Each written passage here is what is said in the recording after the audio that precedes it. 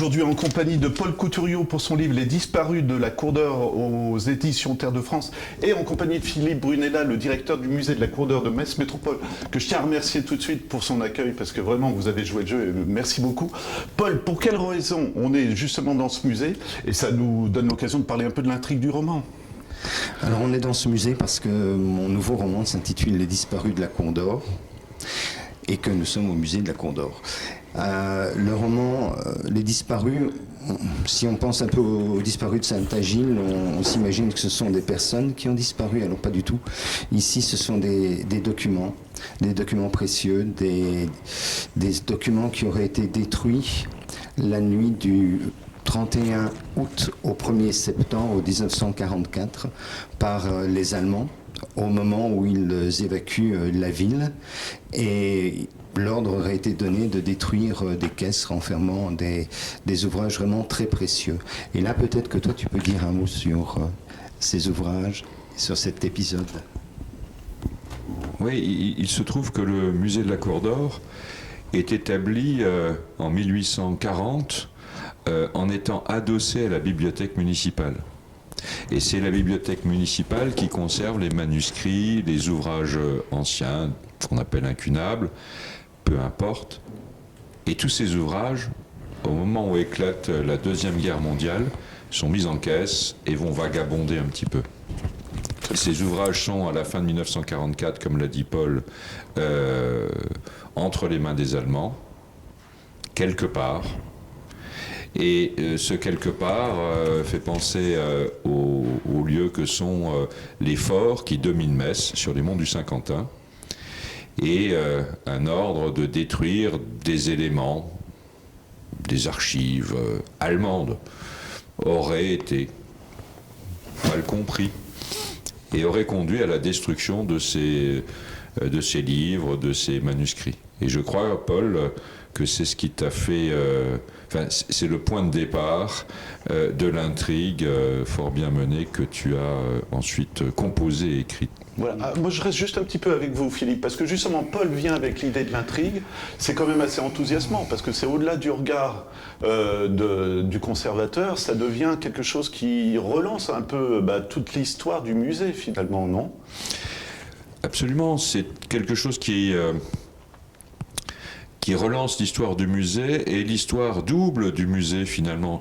L'histoire du musée en tant que gardien, conservateur de collection, mais aussi l'histoire de la bibliothèque municipale de Metz. Et donc ce sont ces deux institutions très importantes dans le développement culturel de la ville au XIXe siècle et au XXe siècle qui sont finalement au cœur de l'intrigue de ce magnifique roman.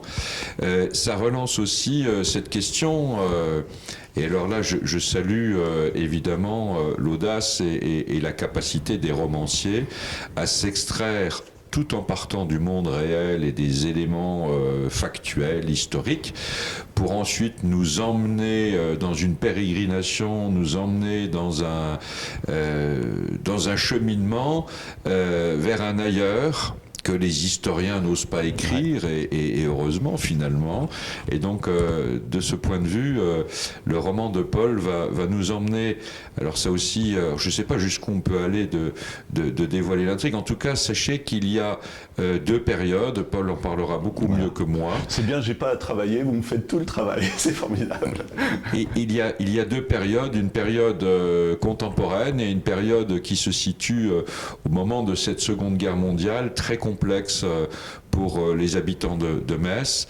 Et là, par une maestria qui le caractérise, Paul nous emmène d'une période à une autre période, nous fait vivre des personnages et waouh, il faut attendre la fin, mais waouh. Voilà. Philippe a très bien présenté le Merci, roman. Philippe. Voilà. Justement, je voulais vous parler de la structure du roman. Ça vous est venu tout de suite l'idée de deux intrigues parallèles, une au moment de la Seconde Guerre mondiale et une contemporaine? Oui, parce que j'avais déjà écrit un roman en passant par la Lorraine qui parle de la période de guerre. Et ça, c'était il y a pas mal d'années avant de connaître Philippe. Et quand j'ai rencontré Philippe, c'est une des premières anecdotes qu'il m'a racontées. cette histoire des documents détruits. Alors évidemment, pour un amoureux de livres, pour un amoureux de culture, c'est du pain béni, une histoire pareille. Parce que finalement, vous n'avez pas à vous casser la tête, vous avez juste à reprendre l'histoire avec un grand H pour en faire une histoire avec un plus petit H. Mais donc, comme j'avais déjà traité la période de guerre, je me suis dit, ce qui serait intéressant, c'est de voir ce que sont devenus ces documents. Et le fait de jouer sur les deux époques permet de montrer le rapport qu'il y a encore aujourd'hui à ces documents. Parce qu'il y a une espèce de mythe autour de ces documents. Ouais. Est-ce qu'ils ont vraiment été détruits? Est-ce qu'ils vont un jour réapparaître? Je me souviens, à l'époque où on a tourné ici avec Patrick Bateau un long métrage qui s'appelait Le Mort de la Cour d'Or. Il y avait des travaux, les travaux d'aménagement de la nouvelle entrée du musée. Et un jour, Philippe était à une réunion au Conseil général, je crois, et il a reçu un coup de fil des ouvriers lui disant qu'ils avaient trouvé une nouvelle pièce. Il est directement revenu pour voir ce qu'il y avait dans cette pièce, parce qu'il y a toujours cet espoir qu'un jour ces documents réapparaissent. Bon, pour l'instant, l'espoir a été déçu, mais on ne sait jamais. Et ça aussi, pour un écrivain, c'est aussi du pain béni, je dirais, parce que on a un mystère et qui se base pas sur juste l'imagination, mais sur un fait réel, sur une histoire ancrée vraiment dans la réalité. Mais je me demandais, quand on parle de faits authentiques comme cela, est-ce qu'on a plus de pression? Parce qu'on se dit, il faut quand même, Philippe va peut-être regarder pardon, je tutoie, normalement on tutoie pas, mais allez, on se tutoie. Normalement, il faudrait pas, il va regarder, il va dire non, là tu te trompes, ou est-ce que justement, en tant que créateur, on se dit, moi j'ai aussi le droit d'avoir un peu plus large éventail, on va dire. Bon, alors là, il y a les deux. Il y a les deux. Parce que quand moi j'ai écrit mon roman tel que je le concevais, tel que je l'imaginais, et puis j'ai quand même demandé à Philippe de le lire, parce que je me suis dit, s'il y a des bêtises là-dedans, je vais me faire massacrer par les historiens, par tous ces gens-là. Donc Philippe l'a lu. Et il m'a fait des suggestions en disant, là, c'est pas le bon grade de la personne au niveau de la prise de retraite, par exemple, du conservateur. Ça peut pas se passer comme ça. Et il m'a corrigé. Donc, ça m'a permis de coller au plus près à la réalité et éviter au maximum les erreurs. Donc, s'il y en a encore, c'est les miennes, ce ne sont pas les siennes. Donc, il y a à la fois coller à la réalité, être dépendant un petit peu des éléments, ne pas pouvoir tricher. Et puis, l'autre partie, il y a quand même l'imagination de l'auteur, la licence poétique, comme on disait, qui permet à l'auteur de se dire peut-être que ces documents, il y a moyen de les faire réapparaître. Ça sera une question pour vous deux, parce que moi, grâce à toi, maintenant je tutoie, hein, mais voilà, moi j'ai découvert vraiment sur l'histoire même de Metz au moment de la Seconde Guerre mondiale, les mouvements de résistance. Est-ce que c'est intéressant aussi pour vous en tant qu'historien et toi en tant que romancier, de parler justement de ces mouvements à Metz? C'est magnifique, l'auberge, enfin on y est, quoi, voilà. Alors déjà, je te corrige, il n'y a pas de mouvement de résistance à Metz. Ouais, alors autant pour moi. Alors ouais, non, c'est important, parce que ça aussi, ça a été un élément important pour moi. C'est d'essayer de faire comprendre une partie de l'histoire de Metz que les Français de l'intérieur ignorent en général et qui donne une mauvaise image de Metz, parce qu'on n'a pas été occupé. Comme certaines régions de France, on a été annexés. Et à partir de ce moment-là, il n'y a pas de mouvement de résistance, il y a des traîtres.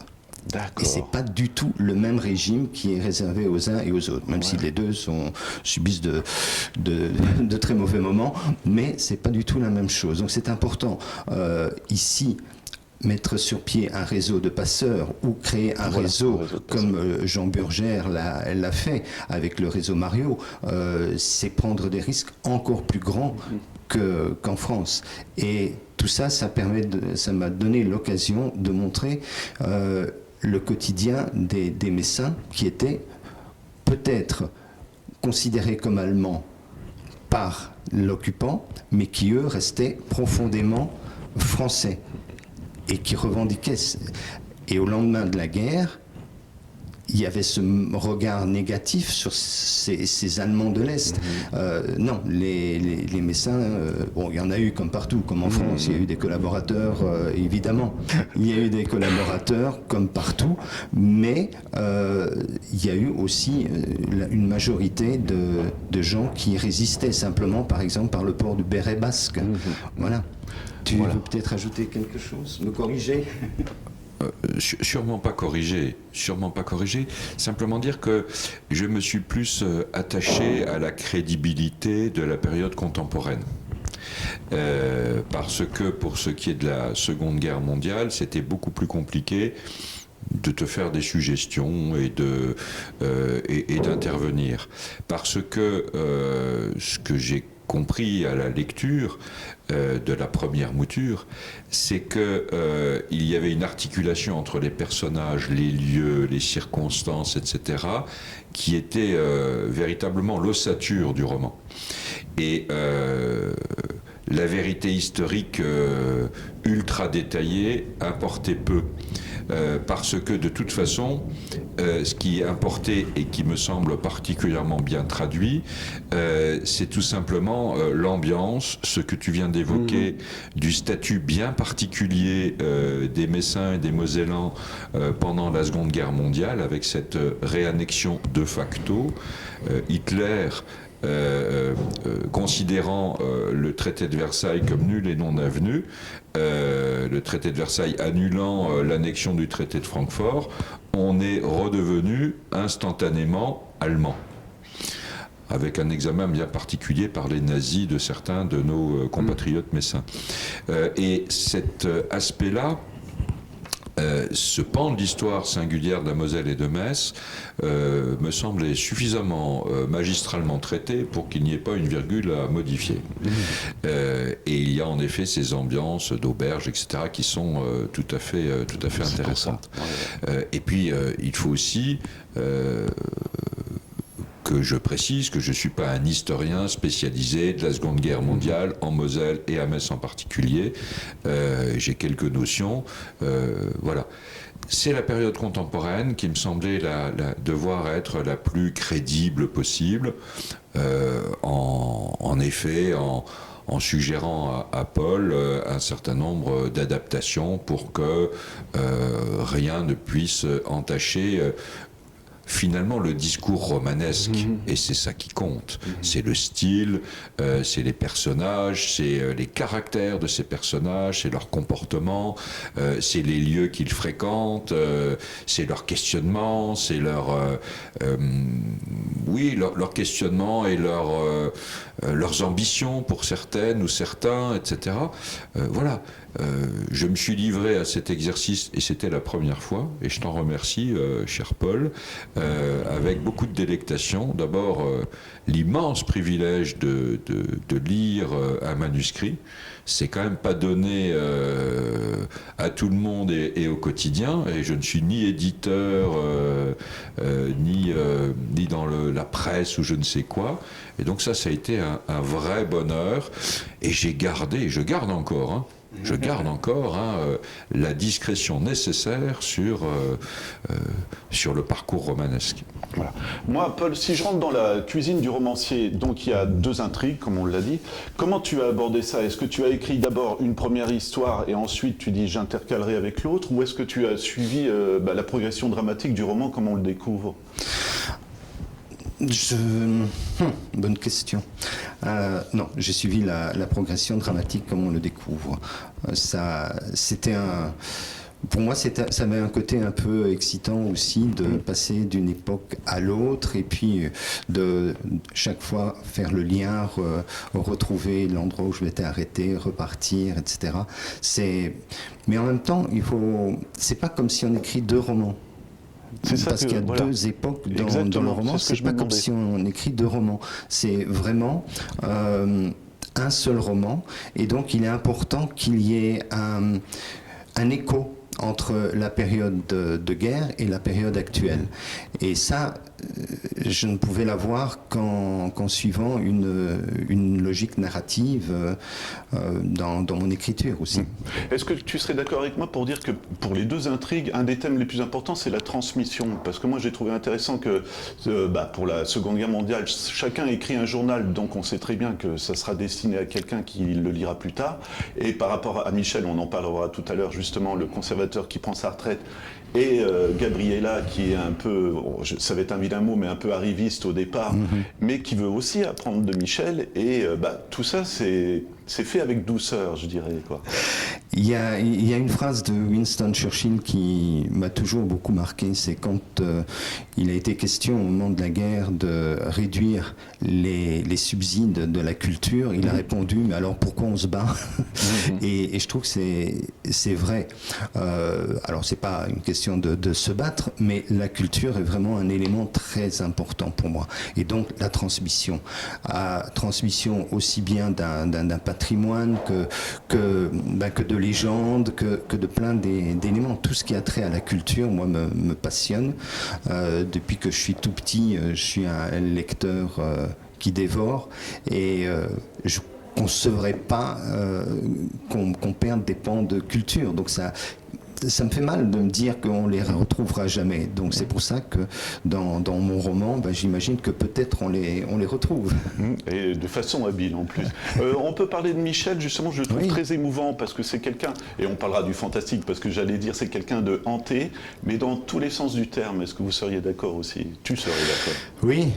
Oui, tout à fait d'accord, parce que c'est quelqu'un qui est hanté à la fois par ces documents qu'il a perdus, qui sont perdus et qu'il aimerait retrouver, et qui est hanté aussi par le fantôme de sa femme, qui est décédée et avec qui il avait une relation amoureuse très forte.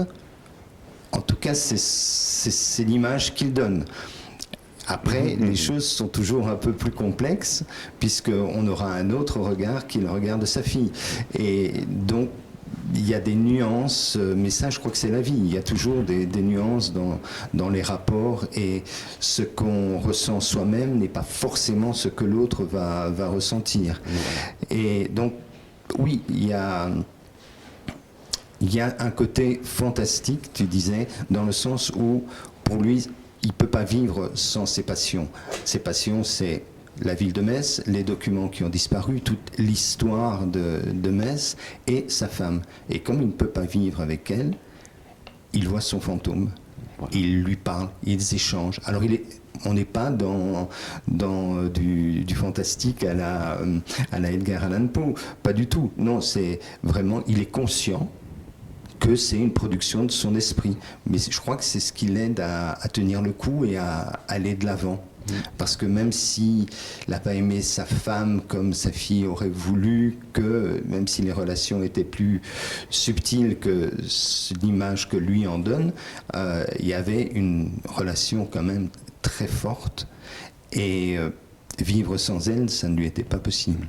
Ce que je trouve intéressant aussi, c'est que dans tous les personnages, ils ne sont pas soit noirs, soit blancs, ils sont gris, quoi, je dirais. On peut parler de Rainer, mais je ne veux pas trop en dévoiler durant la Seconde Guerre mondiale. Et c'est intéressant aussi, on ne peut pas faire une histoire vraiment... comment je cherche le mot, mais enfin bref, avec des gens gentils. Voilà, exactement. Et c'est pas comme ça du tout la vie. Et ça, ça depuis plusieurs romans que je lis de toi, j'en ai assez de me tromper. Mais c'est important pour toi justement de montrer qu'on n'est que des êtres humains finalement. Je crois que c'est la dimension la plus importante pour moi dans un roman. Quand j'écris un roman, il y a bien sûr l'histoire, que je veux aussi crédible que possible, aussi structuré, mais il y a aussi la dimension humaine. Et pour moi, ça, c'est l'élément le plus important. Je me souviens, à l'époque où j'ai sorti mon premier roman, j'avais déjà ce souci des personnages. Je voulais que le lecteur... qu'il soit crédible pour le lecteur. Et à l'époque, je donnais des cours d'écriture de romans policiers. Et un jour, mon bouquin était sorti, il y a une de mes élèves qui entre dans la salle de classe et qui me balance mon roman sur la table en disant « C'est dégueulasse, monsieur Couturiot, je ne terminerai pas votre roman ».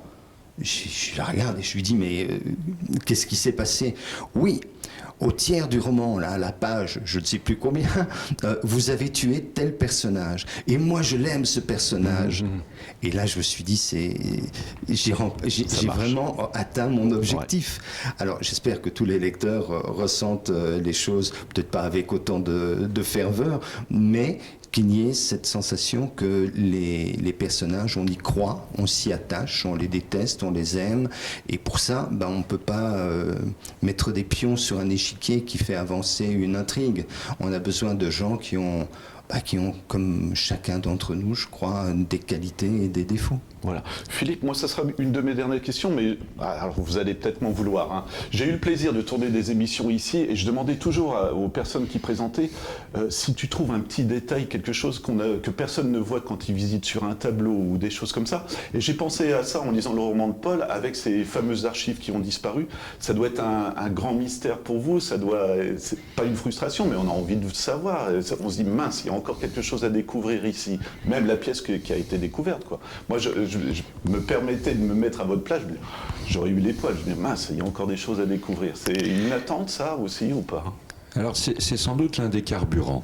Ouais. Quand on est historien, archéologue, quand on travaille dans un service d'archives, dans des bibliothèques, médiathèques ou dans un musée, on a cette espèce de quête de la connaissance. Et en fait, il ne faut pas se méprendre sur la quête elle-même. Et finalement, Michel, ce personnage, est-ce que c'est véritablement le manque des ouvrages anciens et des manuscrits qui l'anime? Ou est-ce que ça n'est pas aussi, peut-être principalement, la quête de la connaissance? Michel est un médiéviste. Michel, ce personnage, a toujours voulu comprendre, expliquer, mettre en valeur l'histoire de l'espace de Metz. Or, ces manuscrits physiques qui ont disparu, ces ouvrages physiques qui ont disparu, portent la capacité de mieux comprendre cette histoire médiévale. Et donc c'est ça qui, me semble-t-il, l'anime aussi. De la même manière, quand on est archéologue et que l'on fouille, ça n'est pas tant les objets, même en or, qui peuvent être mis au jour, qui sont les plus fascinants. C'est la capacité que ces objets, ces murs, ces structures, et dans un musée, la capacité des œuvres que l'on regarde parfois avec un angle différent, avec un regard distancié, permettent de comprendre des femmes et des hommes qui nous ont précédés. Et le roman permet de faire comprendre quel est ce type de quête et quel est le carburant. Le carburant, c'est la connaissance, et derrière cette connaissance, c'est finalement aussi, et ça anime, Paul l'a fort bien dit tout à l'heure, ça anime l'écriture du romancier, c'est la rencontre avec des personnes, avec des personnages. Et les personnages de Paul nous donnent à rencontrer des gens passionnés qui ont des motivations, qui ont des carburants, qui finalement peuvent entrer en résonance avec ses propres carburants. Alors moi, je voudrais ajouter un petit quelque chose quand même. J'ai été un peu mal à l'aise, mon orgueil a été très flatté, parce que tout de même, notre ami Paul a décidé dans son roman que le prénom du dirlo du musée, il s'appelle Philippe. Voilà. Cher Paul, ça fait tout drôle. Et ça fait d'autant plus drôle et étrange quand le romancier prête à un certain Philippe, directeur du musée de la Cour d'Or, des propos. Et je me suis permis de dire, lorsqu'on a échangé, tu peux pas... Enfin, s'il s'appelle Philippe et qu'il est directeur du musée de la Cour d'Or, je peux pas dire ça, moi. Voilà. Donc, j'ai laissé évidemment toute liberté à Paul, bien sûr. Mais là aussi, c'est un petit peu, ça fait un petit peu bizarre de se lire dans un roman. Bon, voilà, c'est pour l'anecdote. Mais ça montre aussi, me semble-t-il, à quel point tous les personnages de ce roman s'appuient, se sont solidifiés à partir de rencontres sans doute très anciennes, à partir de lectures, à partir de la vie personnelle de Paul. Et il me semble qu'il y a beaucoup de l'intérieur de Paul dans ce roman, il y a beaucoup de sa propre personnalité, et donc on découvre des personnages, on découvre une histoire sur 2 périodes absolument fantastiques, on a une quête extraordinairement bien amené, un dénouement waouh, et on a aussi une partie de la personnalité d'un auteur, d'un romancier, qui fait de la lecture de ce roman un temps tout à fait singulier et que j'encourage évidemment à la lecture. Voilà, ça sera ma dernière question pour Paul, et vraiment formidable, merci Philippe. Paul, quand on écrit un bouquin comme ça, mais que voilà, Philippe a parfaitement résumé, c'est tellement humain tous ces personnages, est-ce que, bon, ça reflète ta personnalité, c'est évident, ça je me permets parce qu'on se connaît un petit peu, mais est-ce qu'on les quitte facilement? Parce que moi je me suis attaché à tous, que les gentils ou les salopards, parce qu'ils sont tellement bien amenés, tellement bien écrits, avec une intrigue qui est fluide, c'est ça aussi, je veux dire, ça se lit, comme on dit en anglais, un page turner, quoi. Voilà, on n'a pas envie d'arrêter de le lire, quoi. Donc, est-ce qu'en tant que romancier, on se dit, mince, je dois leur dire au revoir maintenant, et ça m'embête bien? Alors là, je crois que le roman lui-même répond à cette question. Parce que je disais en début d'interview que j'avais écrit un livre qui s'appelait « En passant par la Lorraine », qui parlait de la Seconde Guerre mondiale. Et dans celui-ci, même si ce n'est pas du tout une suite ou quoi que ce soit, on peut lire l'un sans avoir lu l'autre, mais j'ai repris des personnages qui étaient dans « En passant par la Lorraine », parce qu'il y a cette difficulté à lire. Et peut-être que cette difficulté à les quitter, pardon, pas à lire, à les quitter. Et peut-être une petite anecdote. Quand j'ai écrit En passant par la Lorraine, j'ai voulu mettre mes grands-parents dans l'histoire. Donc je m'en suis inspiré. Et je me suis dit, mais mon grand-père, qui était pompier à la ville de Metz, menuisier à la foire exposition, français jusqu'au bout des ongles, il est resté à Metz. Pourquoi il n'est pas parti à l'extérieur? Lui qui est, toute sa vie, je l'ai vu avec un béret alpin sur la tête, et les gens qui connaissent l'histoire de Metz savent que ça a un sens. Donc je me suis dit, dans mon histoire, je vais en faire un membre d'un réseau de passeurs.